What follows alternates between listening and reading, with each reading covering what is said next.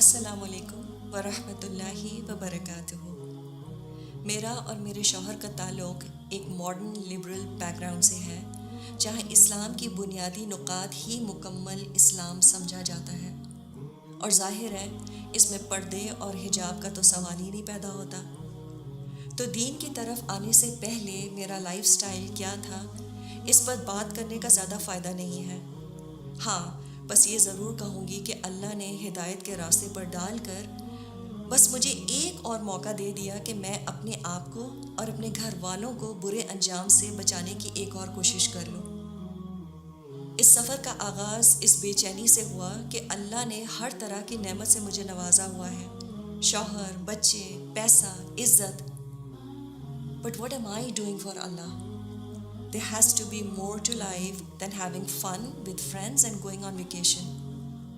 اس بے چینی میں خود سے قرآن پڑھنا چاہا، لیکن اس سے بے چینی کچھ اور ہی بڑھ گئی، کیونکہ بہت سی باتیں بظاہر عقل ہی نہیں مان رہی تھی۔ نساءکم حرث لکم فأتوا حرثکم انا شئتم، تمہاری بیویاں تمہاری کھیتیاں ہیں، بس تم اپنی کھیتیوں کو جہاں سے چاہو آؤ۔ Now what does that mean؟ سمجھ ہی نہیں آتا تھا۔ ان شارٹ، اللہ کی توفیق سے ایک قرآن کلاس جوائن کر لی۔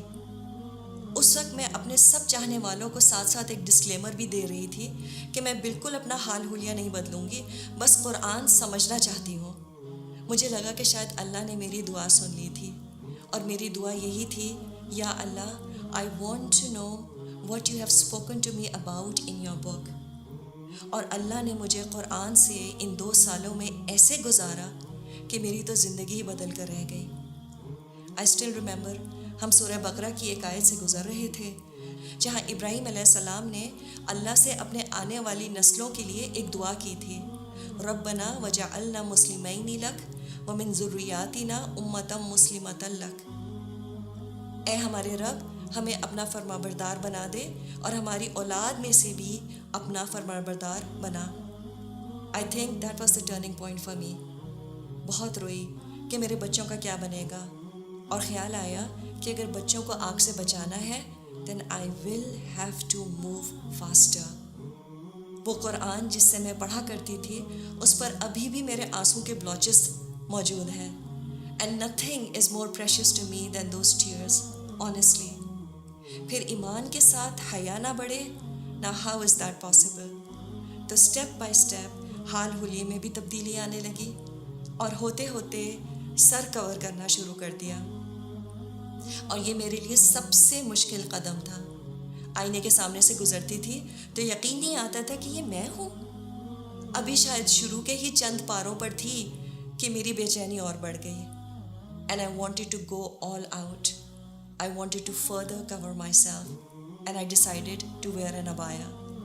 اس کے لیے گھر والے بھی کچھ تیار نہ تھے، اور مجھے بھی سمجھ نہیں آ رہی تھی کہ اگر میں نے ابایا پہن لیا تو میں کیسے کوپ اپ کروں گی، کیونکہ میرے ارد گرد کہیں بھی ایسا ماحول نہ تھا جہاں پردے دار عورتوں کا انتظام ہوتا۔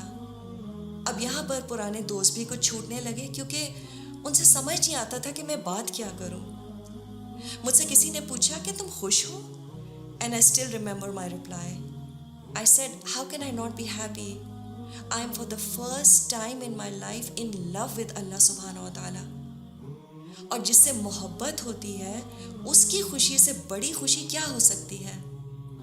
میں نے اللہ کی مدد سے عبایا پہننا شروع ہی کیا تھا کہ میری ایک پرانی سہیلی مجھے کافی پر لے گئی اور سمجھایا کہ دیکھو، تم جذباتی ہو رہی ہو، دین پر ضرور آؤ لیکن دھیرے دھیرے۔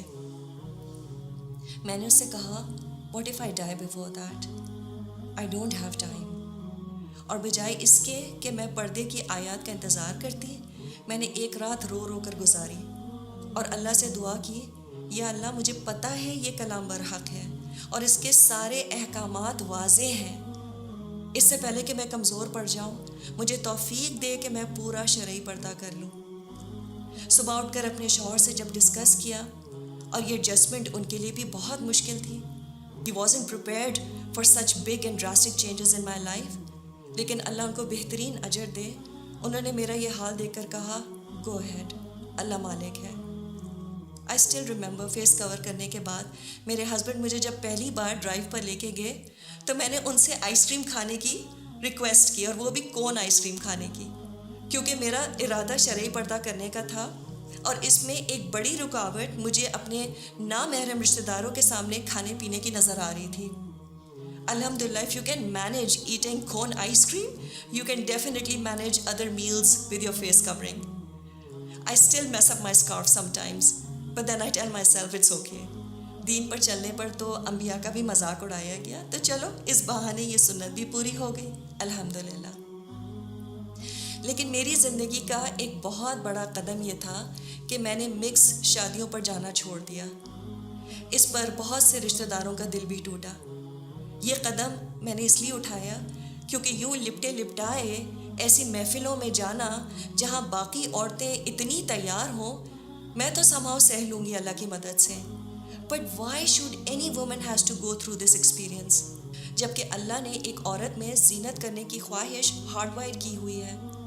میں نے یہ قدم اس لیے بھی اٹھایا تاکہ میری اگلی نسلوں میں یا کوئی اور مسلمان لڑکی جب پردے کا ارادہ کرے تو اس کے لیے میرے اس فیصلے سے شاید کچھ آسانی ہو جائے، تو شاید اس میں اللہ میرا حصہ بھی قبول کر لے۔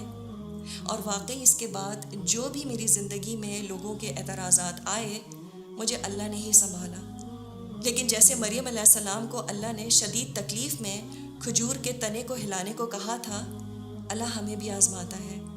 He wants us to see shaking the date palms in our lives، اور اس کے بعد اللہ کی مدد ضرور آتی ہے۔ میں یہ تو نہیں کہوں گی کہ اس کے بعد میری زندگی بالکل آسان ہو گئی، پردہ کرنا آسان ہو گیا، لیکن یہ ضرور ہے کہ اس پردے نے مجھے ایک عجیب سی انر سیکیورٹی، ایک اسٹرینتھ دی، اور رات میں میں جب سونے لیٹتی تھی تو سکون سے سوتی تھی، because I felt that all that struggle will be absolutely worth meeting Allah and seeing his face in the hereafter, انشاء اللہ۔